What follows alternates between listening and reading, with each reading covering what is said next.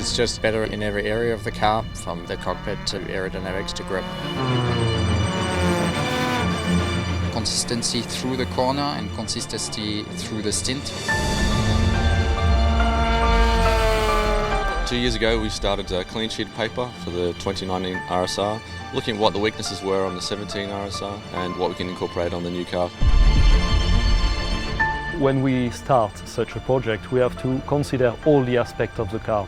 Generally, for a race car, aerodynamics is a key. We are running at very high speed, so we can generate high forces, which means a lot of grip. We always try and make the car bulletproof for a 24-hour race, and if it can withstand 30 hours plus without any technical issues, it's obviously a good sign-off. One of the main targets of the car was to improve the drivability, to make the car easy to drive for every driver. From the driving side, you feel the car less pitch sensitive, the aerodynamic is more linear, usable for the driver.